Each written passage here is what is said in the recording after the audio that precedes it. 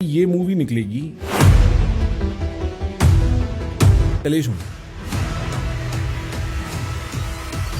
बनाते ही फिल्में क्लेश के लिए हूँ तो क्लेश होना ही चाहिए, नहीं होना चाहिए। हिंदू हिस्ट्री या हिंदू जेनोसाइड पे फिल्म बनाना, इसका मतलब ये नहीं मैं किसी के अगेंस्ट हूँ या मैं एंटी मुस्लिम हो गया। तो फिर तो Schindler's list, Spielberg is a great director, तो स्पीलबर्ग ने अगर वो फिल्म बनाई तो उसका मतलब थोड़ी किसी के अगेंस्ट हुआ। सारा जो पार्टीशन हुआ, हम कहते हैं कि इंडिपेंडेंस मिली, इंडिपेंडेंस नहीं, पार्टीशन हुआ है वर्ल्ड के ओल्डेस्ट सिविलाइजेशन का।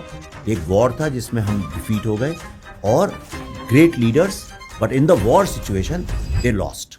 तो ये पूरी डायरेक्ट एक्शन डे की हिस्ट्री है। वन गाय टोल्ड मी कि एक मैं खड़ा था तो एक ट्रक आके रुका, ट्रक खोला तो all bodies of women fell down and vultures were हावरिंग।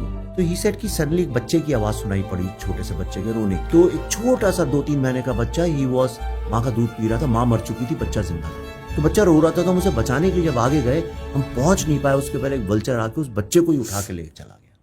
मेरे को ऐसा लगता है कि ये मूवी निकलेगी और जितना सेंसिटिव बंगाल हुआ है, जितना एलियनेटेड एक सेंस में बंगाल हुआ है, कलेश होना है।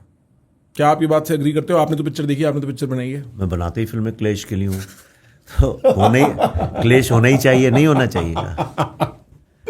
ये आप स्ट्रेटेजिकली कलेश के लिए बनाते हो पिक्चरें? नहीं, सच्ची में मैं आइडिया डिस्टर्ब करना है चीज़ों को। बहुत टैबू सब्जेक्ट्स इस कंट्री में है, बहुत ज़्यादा टैबू सब्जेक्ट। ये मत बोलो, उस पर बात नहीं करो, ये मत करो, वो मत करो। तो होता क्या है कि कुछ सब्जेक्ट्स ऐसे होते हैं कि जिनके बारे में अगर बात नहीं करो ना, तो फिर वो जख्मी की तरह, नासूर की तरह बनते जाते हैं और फिर वो परमानेंट प्रॉब्लम्स बन जाते हैं।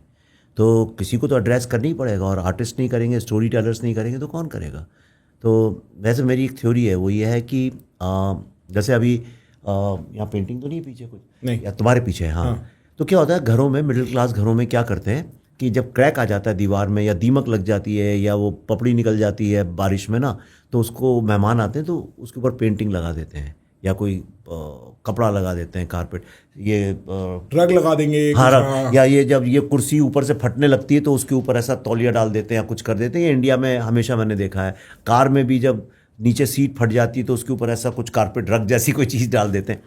तो क्या होता है कि ये हमारा सिस्टम बन गया है।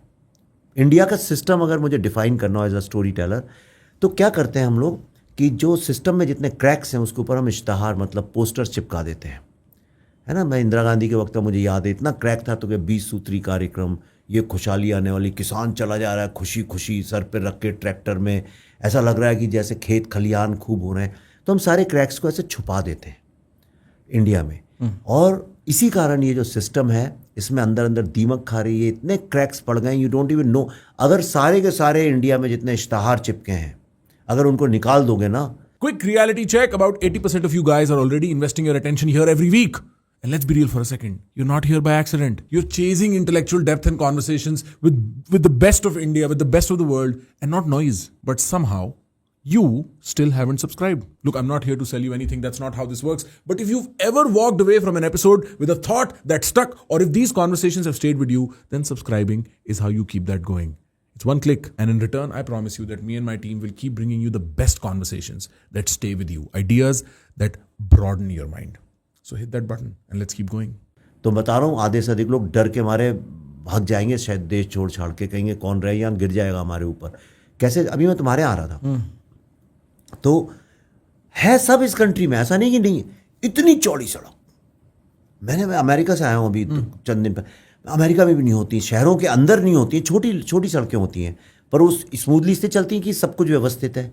इतनी चौड़ी सड़क है, मतलब ये जितनी अमेरिका में दोनों साइड की सड़कें होती हैं उतनी एक साइड की है।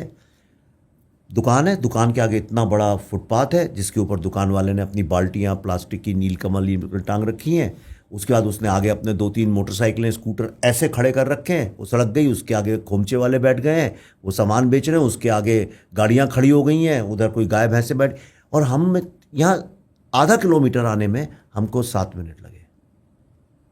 तो इतनी सड़क बची है गाड़ी चलने के लिए, उसमें कोई एक स्लो मूविंग कोई कार्ट आ गई, कुछ आ गई, प्रॉब्लम ये है। लेकिन कहते हैं भाई इंडिया में तो सब चकाचक है, और हम क्या दिखाते हैं, फ्लाईओवर की फ़ोटोज़, पर सिस्टम इतना क्रैक्ड है। इसलिए मैं ऐसी मूवीज़ बनाता हूँ कि ये टैबू सब्जेक्ट है, हिंदू मुस्लिम बात, कम्युनल बात होनी चाहिए। पूरी कंट्री कम्युनल पॉलिटिक्स से सफ़र कर रही है। सारे वोट कम्युनल या कास्ट पे डलते हैं। सारा इलेक्शन उसी पर होता है। पार्टीशन उसी से हुआ। अभी जो मुर्शिदाबाद में राइट्स हुई वो उसके ऊपर हुई, पहलगाम में उसी के ऊपर हुआ। 24 घंटे टीवी न्यूज़ चैनल में यही चलता है। और मैं जाता हूँ टीवी न्यूज़ चैनल में, मीडिया वाले कहते हैं आप कम्युनल बातें क्यों करते हैं, हिंदू मुस्लिम। अरे भाई मेरी फिल्म पार्टीशन के ऊपर है, तो मैं किस पे बताऊँ? बुद्धिस्ट थ्योरी पे बनाऊँ? क्या करूँ मैं? मतलब तिब्बतन आर्ट ऑफ डाइंग पे बनाऊँ? क्या करूँ? या बंगाली फूड के बता दूं, या बंगाल को सेलिब्रेट करने लगूं, या दिखा दूं कि बॉलीवुड की तरह उस वक्त एक लव स्टोरी चल रही थी, एक कोई सरदार लड़का आया, एक बंगाली लड़की की लव स्टोरी हो गई और बैकग्राउंड में पार्टीशन भी चल रहा था। तो I am not making 1942 a love story, I am making a hard core black and white film. ये आपकी रियलिटी देखो और सीखो इससे कुछ। That's why I wear this never again. Say more about never again. See never again, तुम जानते हो होलोकॉस्ट से कई लोग ये स्लोगन चला। Use this never again. हाँ, ज्यूज का नहीं है ये। नेवर अगेन का मतलब है कि भाई इतनी इंटेंस ट्रेजेडी हो गई दैट यू से नेवर अगेन, कि भाई अब ये क्लेश कभी नहीं किया। है ना, दोस्त भी तो करते हैं, जितनी बड़ी लड़ाई हो जाती है कहते हैं यार आज के बाद कभी ऐसे नहीं लड़ेंगे यार, मियाँ बीवी भी करते हैं। तो जो भारत का जो पार्टीशन हुआ था प्रखर, अगर उसको उससे ज़्यादा ब्लडीड मुझे नहीं लगता कोई इवेंट कभी हुआ है इतने शॉर्ट टाइम में। लेकिन इंडिया में I hope you know the fact कि 1200 ईयर्स का परसिक्यूशन और एनस्लेवमेंट है हिंदू कम्युनिटी का। And I am saying the word Hindu community क्योंकि हम हिंदू ही कम्युनिटी थे बिफोर एनीबडी एल्स केम इन। 1200 ईयर्स का। लेकिन किसी भी इंडियन बच्चे से पूछो उसको नहीं पता होगा ये बात, कोई नहीं जानता। मैं तो जर्नलिस्ट लोगों से पूछा, उनको नहीं पता ये बात। उन्हें क्या पता है फिर? What is the counter fact here? No, they सोचते मुगल ने आके हम पे रूल किया और रूल किया। हाँ, गोरों ने आके रूल किया। हाँ, लेकिन they never look at it from the point of view like अ ज्यू वुड लुक एट इट और like a black guy would look at black. कोई ऐसा ब्लैक बच्चा मिलेगा जो स्लेवरी नहीं जानता, या ज्यू बच्चा जो होलोकॉस्ट नहीं जानता। कहीं रुवांडा में कोई बच्चा मिलेगा जो रुवांडन जेनोसाइड नहीं जानता। राइट। हमारे बच्चों को पता ही नहीं है। हम ब्लैक लाइव्स मैटर के तो पोस्टर सब डालते हैं, लेकिन पहलगाम में हुआ उसका तो कोई नहीं डालता। मुर्शिदाबाद में राइट्स हुई, किसी को फर्क ही नहीं पड़ता उससे। बंगाल में हो रही है, होगा कहीं बंगाल, हमें क्या लेना देना उससे। That's the problem. हम लोगों ने इतना ज़्यादा ट्रोमा को प्लास्टर, वो पोस्टर लगा दिए उसके ऊपर, और ये जनरेशनल ट्रॉमा बन गया। इसीलिए हम 24 घंटे कम्युनल वायलेंस में उलझे हुए हैं। That's why this film, this is a voice, this is a acknowledgement of this generational trauma, and I think this will help heal the society. There is something very real about generational trauma जो आप बात कर रहे हो, और जिस तरीके से हम ब्रशिंग अंडर द कारपेट, मेरे को लगता है आप सही कहते हो, हमारी national approach to things, right? हम लोग we get lost in this discussion of what is culturally Indian. आज की डेट में what is culturally Indian is चलता है। आज की डेट में what is culturally Indian is jugaad, यही। और आप हिस्टोरिकल बात कर सकते हो, मैं आपके साथ हूं, मैं भी चाहता हूं वो ग्लोरी ऑफ हिस्ट्री जो हमारा ट्रेडिशन है वो हो, पर आज की डेट में आपने उसका क्या थेपला बना दिया है, राइट? कि वो सड़कों पे, मतलब सर मैं आपको क्या बताऊं, मैं दिल्ली के आसपास एनसीआर में ड्राइव कर रहा था। मेरा एक दोस्त कहता है प्रखर भाई शर्त लगाओगे कितनी गायें दिखेंगी हमें अगले 5 मिनट में, और उसने 50 नंबर बोला। मैंने बोला 50 तो तू ज्यादा कह रहा है। उसने 30 गिनी सड़क पे, 30 काउज। और वो जो that visual is very stunning because cows on the street eating plastic, same place as cows are mother. वो सेम एक पैराडॉक्स है हमारी आंखों के सामने, और ये चलता है कल्चर ना, हर जगह दिखता है। जो इंडिया जैसे इकोनॉमी के हाइजीन के हाल है वो भी चलता है मोड में ही चल रहे हैं कि कचरा गिर रहा है तो सर गिर ही रहा है, कोई उठाने वाला ही नहीं। व्यवस्था भूल चुके हैं हम कि हमें एक सिस्टम के साथ चीजें चलानी चाहिए। बट आई वंडर, आप where do you place the fault fairly and squarely? कहां है गलती in the entire architecture of system India में? गलती कहां है?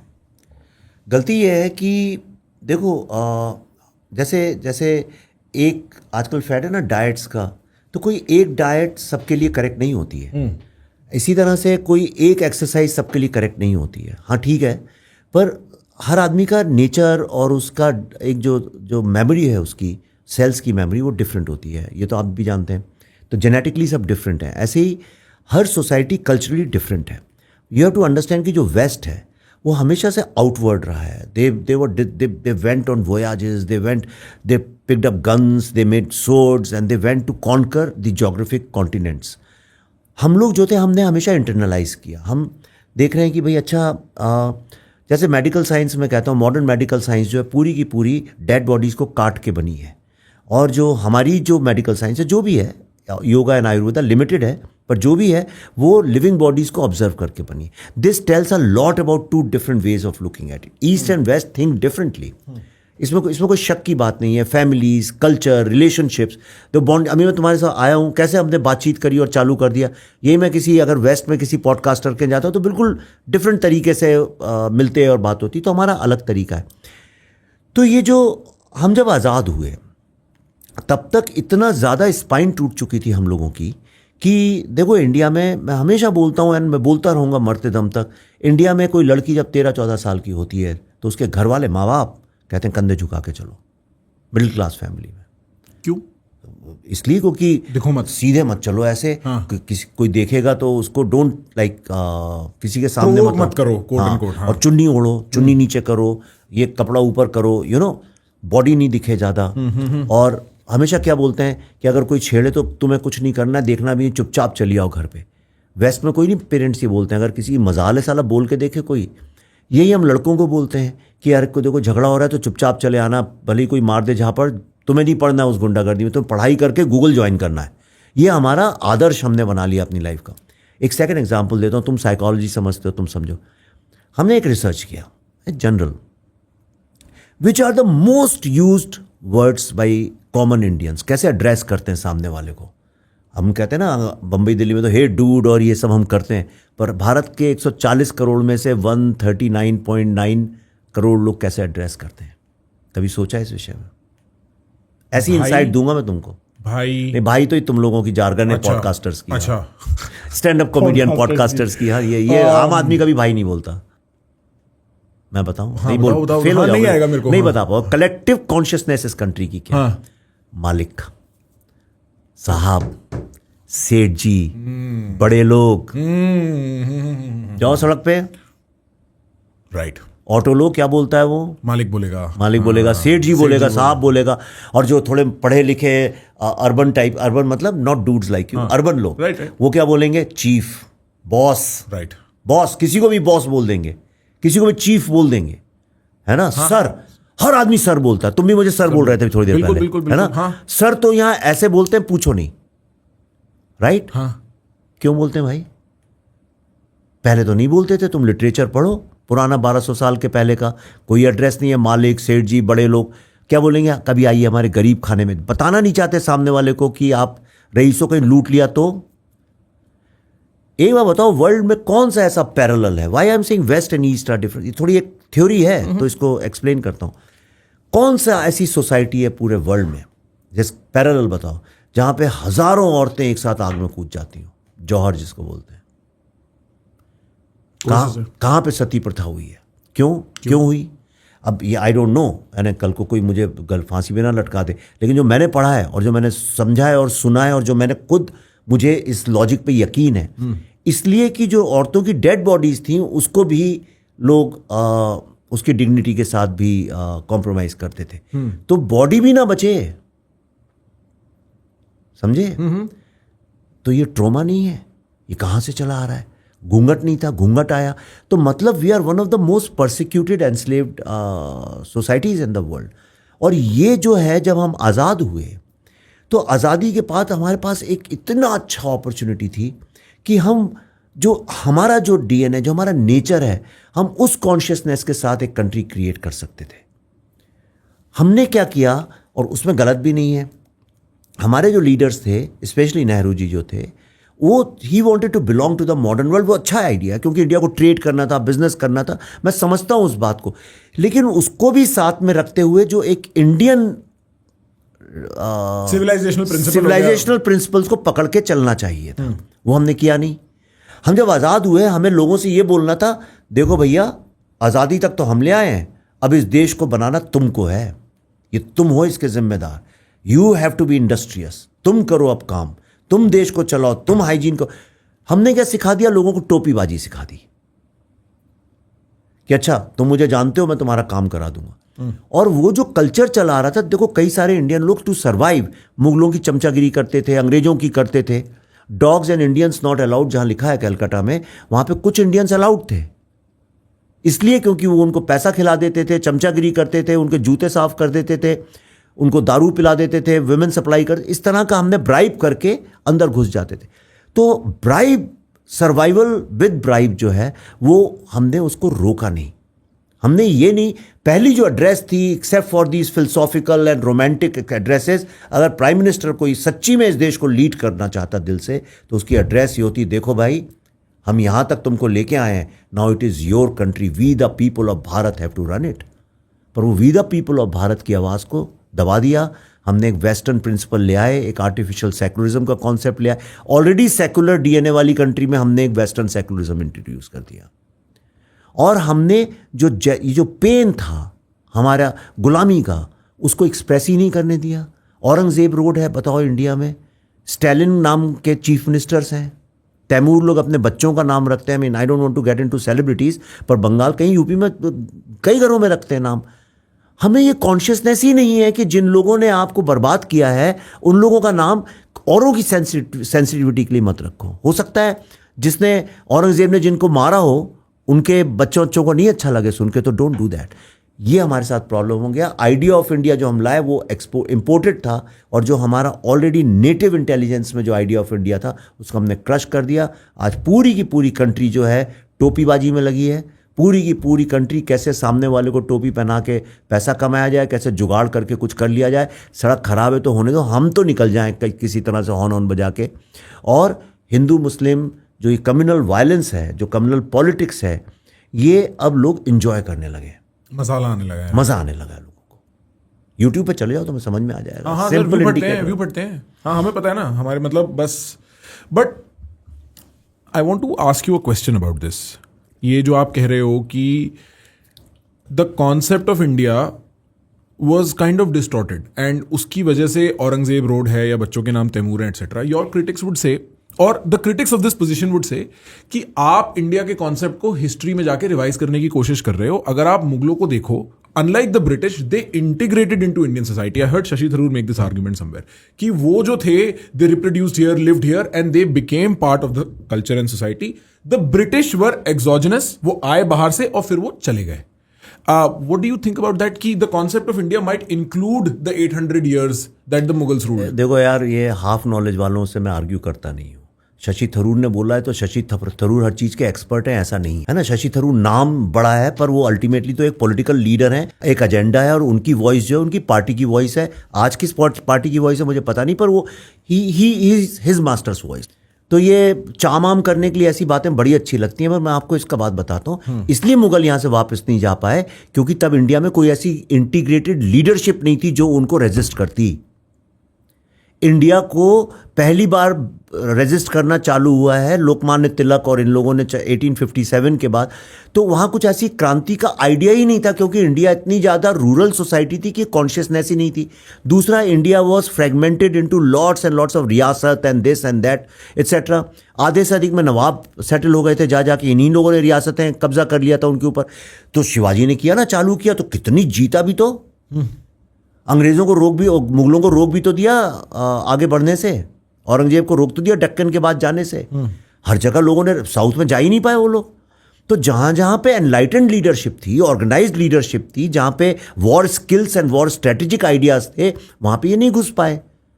और जहाँ पे बहुत ही करप्ट सोसाइटीज़ थी, वहाँ पे ये लोग घुस के ने राज किया। जहाँ तलवार बंदूक लेके आ गए वहाँ राज कर लिया।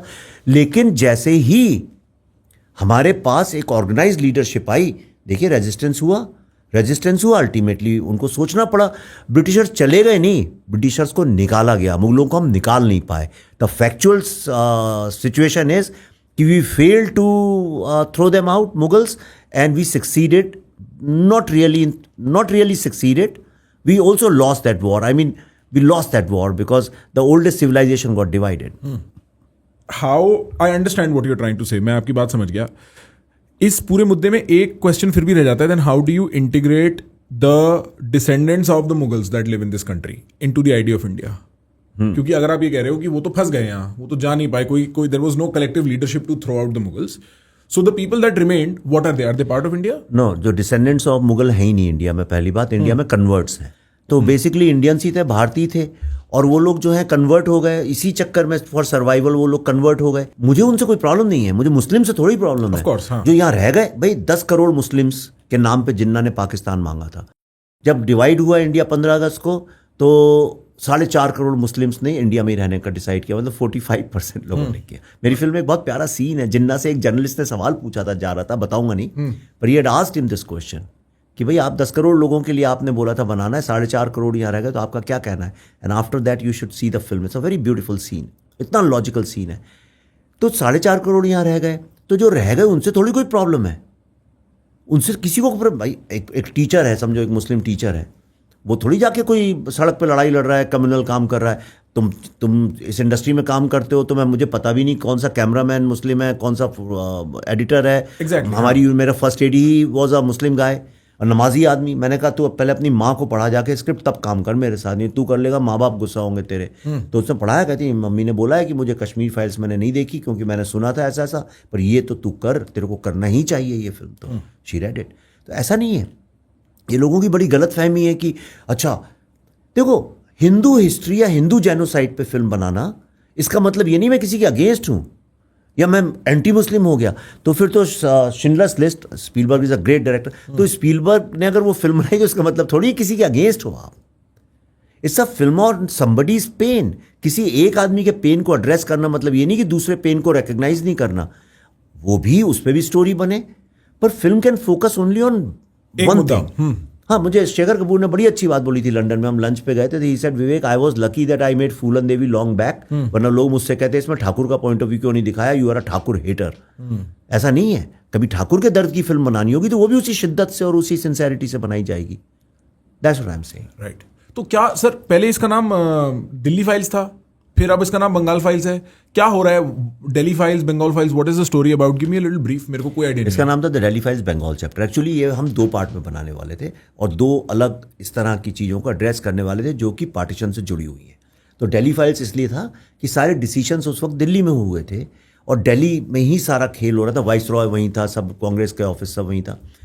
लेकिन जब मैं मार्केटिंग लिए निकला पहली बार, तो सबसे पहले यूएस में गया था, तो वहाँ न्यूयॉर्क में एक स्पीच दी मैंने, काफ़ी 1200 लोग थे। तो जैसे ही मैंने कहा कि अब my film is coming the Delhi files Bengal chapter, उसके बाद जब डिनर चालू हुआ तो लोग मुझसे ये पूछे, मैंने बताया भी हालांकि स्पीच में इतना कैटेगोरिकली बोला और सबसे अधिक वायरल स्पीच है मेरी अभी तक की, पर लोग मुझसे ये कहने लगे अच्छा इसमें हिंदू सिख राइट्स भी दिखाई हैं क्या, अच्छा दिल्ली राइट्स भी हैं क्या, ये सब। तो as a communication person I realise कि यहाँ कम्युनिकेशन का कोई लोचा है, लोग हॉलीवुड फिल्म की तरह इंडिया में समझ नहीं सकते। और मैं यहाँ भी आया तो कन्फ्यूजन हो रहा था, कुछ लोग कह रहे थे बंगाल के बारे में कुछ, तो देन आई डिड अ पोल, मुझे पता भी था कि इसका सोल्यूशन क्या, बट स्टिल आई सेड कि हाउ पीपल थिंक। तो I made a video, I did a poll, बहुत सारे hundreds of thousands of people replied and almost everybody said call it the Bengal files and it made sense, Tashkent files, Kashmir files and Bengal files. तो हमने कहा इसका जो second part है that will go as another film with another title like this. तो इसमें कोई इतनी बड़ी कोई वो बात नहीं। अच्छा वो ठीक है, नहीं I mean more the sort of plot, because Kashmir Files, for instance, this is year 89, 90, 91, roughly that time band, 88 to 91, 92. हाँ, और मेरी generation, I am now almost 30, I was born in 96. मेरे पास कश्मीर फाइल्स का कोई कॉन्टेक्स्ट नहीं था अगर मेरे कश्मीरी दोस्त नहीं होते जिनकी फैमिलीज को बाहर फेंक के यहाँ सेटल नहीं होना वो भी पड़ा। तो मैं फिल्म के बाद उनके बारे में पता चला हुआ कि अच्छा देव गॉन थ्रू। नहीं, किस्मत से मेरे को पता था क्योंकि हाँ, और इसीलिए हम जब 2019 में मिले थे, जिसने मेरे को मिलवाया भी था वो भी एक कश्मीरी पंडित था। हाँ, क्योंकि मेरे को कोलंबिया यूनिवर्सिटी में, हाँ, हम यूनिवर्सिटी मिले थे। वो लड़का जिसने मिलवाया था वो NYU पढ़ता था, उसका भाई मेरा बेस्ट फ्रेंड था बचपन का, तो एस चेन के थ्रू हम मिले थे। और मेरे को इस स्टोरी के बारे में तब भी इतना पता था क्योंकि मैंने लोगों को डिनर टेबल पे बात करते करते रुकते देखा था। उसको जिस तरीके से दिखाया गया, उसने दुनिया की आंखें खोल दी, इज एन अंडरस्टेटमेंट। उसके बाद जो कंट्रोवर्सी हो, जो लड़ाई झगड़ा हो, मेरे को पता है कि मेरे आसपास की कुछ फैमिलीज का दर्द वैलिडेट हुआ उस चीज से। सिमिलरली आई थिंक आप बंगाल फाइल्स में you'll be talking about something जिसका कॉन्टेक्स्ट हम यंग लोगों को शायद ना हो। So give me a brief. What is the story? This is about partition and the partition of Bengal. तुम्हें डायरेक्ट एक्शन डे के बारे में पता है? थोड़ा बहुत आपको बताना तो पड़ेगा ऑडियंस के लिए। हाँ, वो भी इसलिए पता हुआ क्योंकि पिछले फिल्म के चक्कर में पिछले 2-4 महीने से काफी चर्चा में आ गया है वो। तो हुआ क्या था, देखो पूरा गेम क्या था। वॉर क्यों होते हैं? वॉर होते हैं लैंड और रिसोर्सेज को लेके, करेक्ट? जो भी वॉर दुनिया में होते हैं, प्राइमरी रीज़न यही है। तो मैं बहुत ज़्यादा पीछे हिस्ट्री में नहीं जाऊँगा, पर कॉन्टेक्स्ट ये है कि जिन्ना ने, मुस्लिम लीग ने बोला कि हमको पाकिस्तान चाहिए, which means we want a part of land and resources, correct. तो उसने बोला कि हम लड़ के लेंगे। तो पहले डायलॉग हुए, सब कुछ स्ट्रैटेजी, सब कुछ हुआ, पर उससे कुछ नहीं हुआ। कैबिनेट मिशन आया, वो फेल हो गया। उन कैबिनेट मिशन ने कहा कि नहीं होगा, then Nehru ji back on his word, और उसको लेके दोनों के बीच में एक प्रॉब्लम चालू हुआ। उसका ये कहना था, जो उसकी लॉजिक भी देखो तो ये, उसने कहा कि इंडिया में ऐसा कोई फ्रेमवर्क नहीं है जिसमें 10 करोड़ मुसलमान 30 करोड़ हिंदुओं के अंडर आज़ादी के बाद सेफ फील करें। या तो 2 फ्रेमवर्क्स बने, एक फ्रेमवर्क नहीं है कोई भी, और नहीं था। तो फ्रेमवर्क यानी कॉन्स्टिट्यूशन या ऐसे? फ्रेमवर्क मतलब एक कोई सिस्टम बने, अच्छा, ठीक है। फ्रेमवर्क मतलब ठीक, उसके कोई विद इन व्यवस्था। That you function. जैसे कहते हैं 2 भाइयों में लड़ाई हो रही तो कहते हैं अच्छा आज से मंडे ट्यूसडे को तुम किचन यूज करोगे, थर्सडे। हाँ, समझ गया मैं, हाँ, गॉट इट। उस वक्त जो है कांग्रेस को हिंदू कांग्रेस बोलते थे। अगर उस वक्त की कोई भी हिस्ट्री की बुक जो which is written at that time, not today's books, जो उस वक्त में लिखी गई हैं, वो सारी किताबें, न्यूज़पेपर, जो भी डॉक्यूमेंट्स हैं, उसमें उसको हिंदू कांग्रेस बोलते थे, इसको मुस्लिम लीग बोलते थे।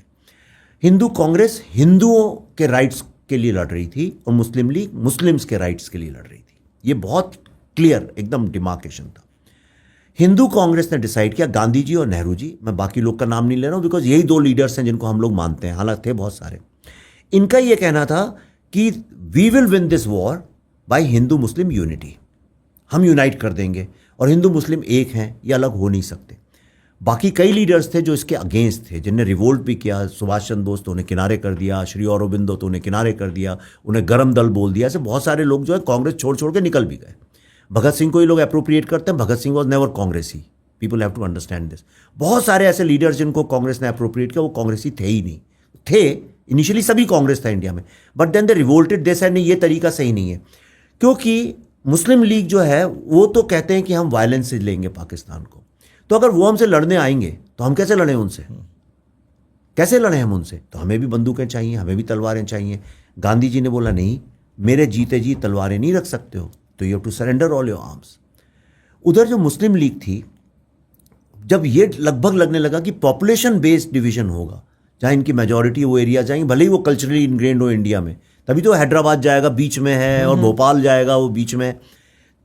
Calcutta was the crown of civilization. Bengal was the crown of civilization. It is written by Britishers. और कल्चरल कैपिटल था वर्ल्ड का, इंडस्ट्रियल कैपिटल था, second in fact bigger than Manchester. Textile में बहुत सारी चीज़, स्टील में, टेक्सटाइल में बहुत सारी चीज़ें बनती थी तो वहाँ पे।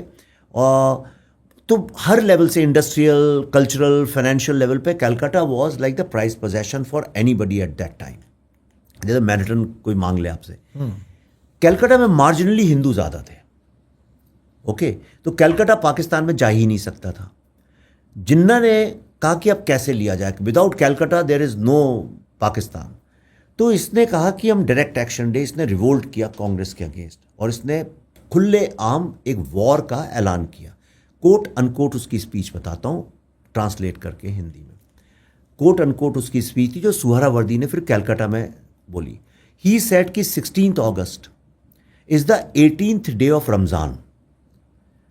On the 18th day of Ramzan, Battle of Badr took place, where 313 Muslims fought with the Kafirs, मतलब बुत परस्त जो लोग होते हैं, जो मूर्तियों की पूजा करते हैं, उनसे लड़ाई लड़ी, और तब इनके हिस्से में काबा आया, और इस तरह से स्थापित हुआ इस्लामिक सिविलाइजेशन, और जो भी है रिलीजियस सिविलाइजेशन। तो हमको ये जिहाद करने की इजाज़त अल्लाह ने दी है। उसको फॉरवर्ड ले गया सुहरावर्दी, जो कि बंगाल का चीफ मिनिस्टर था, तब प्राइम मिनिस्टर बोलते थे। उसने शहीद मीनार से 16 अगस्त के दिन, बियॉन्ड डाउट डॉक्यूमेंटेशन है, यानी इसको तो कोई वर्ल्ड में डिनाई नहीं करता है, उसने 2 दिन की छुट्टी घोषित कर दी, और उसने जो 24 पुलिस स्टेशन में थे उनमें से 22 में हिंदू जो थाने के इंचार्ज थे, उन इंस्पेक्टर्स को चेंज करके वहाँ मुस्लिम्स की पोस्टिंग कर दी, और बाकी 2 में एंग्लो इंडियन थे। तो ही सर वो एंग्लो इंडियन इलाका है तो उसमें कोई प्रॉब्लम नहीं है। और पुलिस जो थी उसने पैम्फलेट छपाए कि कैसे हिंदुओं का न्याय। हाँ, तो इन्हें स्ट्रेटजी ये बनाई कि 2 दिन में इतने हिंदुओं को दे रियलाइज कि हिंदूज आर फ्रेगमेंटेड, इनके पास कोई आर्म्स नहीं है, तो पुलिस ने आर्म्स सप्लाई किए, बॉम्ब्स किए, मुस्लिम लीग गार्ड जैसे युवा कांग्रेस या युवा बीजेपी इस तरह जो नहीं होती है उस तरह राइट, हाँ। और वो सारे एक्चुअली आरएसएस उसी के उसमें बनी थी रिटेलिएशन में, जो ये चलाते हैं ना लठट, इसीलिए था कि how to protect yourself from these people. एक one very important dimension to that is that. तो उसने कहा इतने सारे लोगों को मार डालो कि जो मार्जिनल पॉपुलेशन डिफरेंस है ये चेंज हो जाए और हम ऊपर हो जाए। That was the strategy. और 2 दिन के अंदर 40,000 लोगों को मारा गया। This is the number which is the British governor has given. में सारे डॉक्यूमेंट्स हैं, मैंने I can put it here in front of you. उतने ही लोग हुगली में कूद के मर गए। इतना मारा कि जो सफाई करने वाले लोग थे उनको भी मार डाला। तो 1 महीने तक तो वहां पे लाशें बिछी हुई थी। If you Google right now on your iPad, वो करेगा गूगल इस पे, हाँ करिए, आप वहां करिए direct action day, go to images page, और आप इमेजेस के पेज पे चले जाइए गूगल करके। सबसे पहले आपको इमेज जो क्या दिखेंगी, देखिए ये क्या है। Vultures feasting on dead bodies. Got it.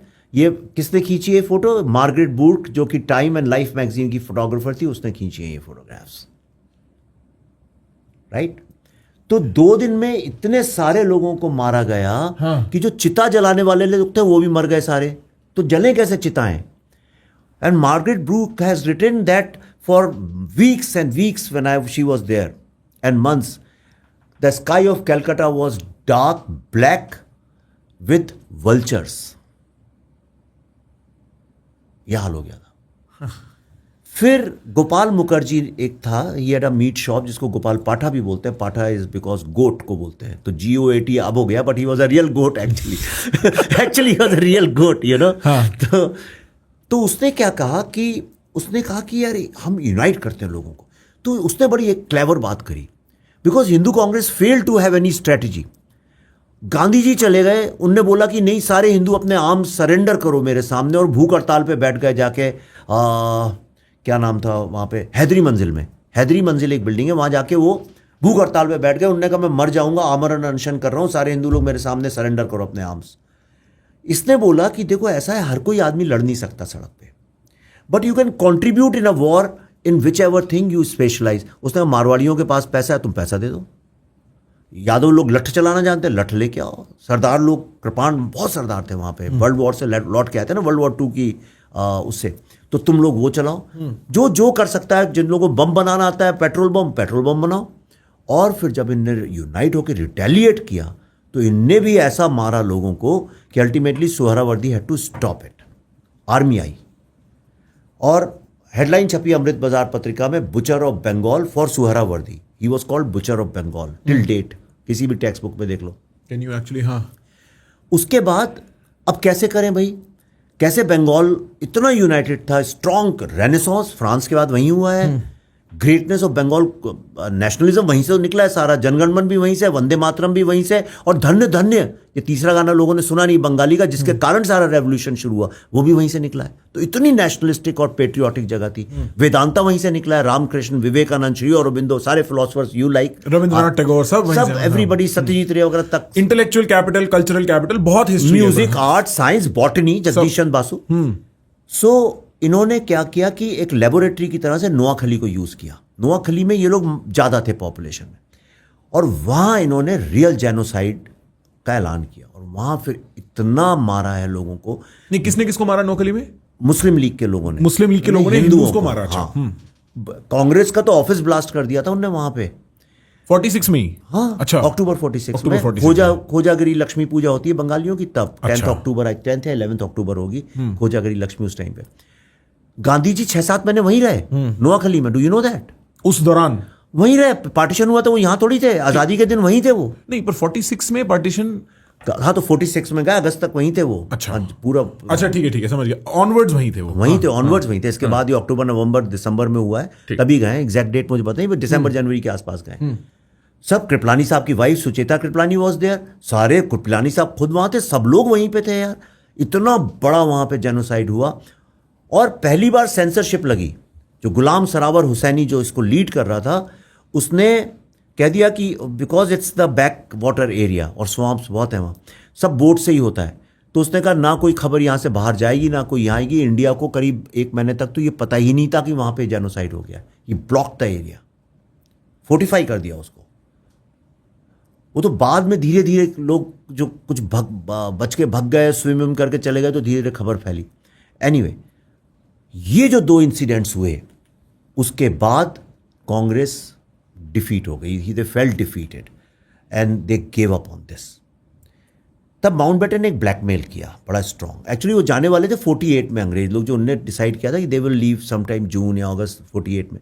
इसने एक दिन इन लोगों को बुलाया, आई थिंक 3 जून 1947 को माउंटबेटन ने बुलाया कांग्रेस 8 लोगों को, हाँ, है ना। उसमें होगा साइनिंग ऑफ पार्टीशन माउंटबेटन, ऐसा कुछ कीवर्ड्स डालिए। हाँ। 8 लोगों ने एक इससे भी छोटी टेबल में प्रखर ऐसे बैठे हैं, कंधे से कंधे तो लड़ रहे हैं। इतनी सी छोटी सी टेबल में बैठ के 8 में से 2-3 सिख लोग थे जो फॉर हाइजीनिक पर्पस थे, मतलब ऑप्टिक्स के लिए थे। डिसाइड तो इन दोनों ने करना था।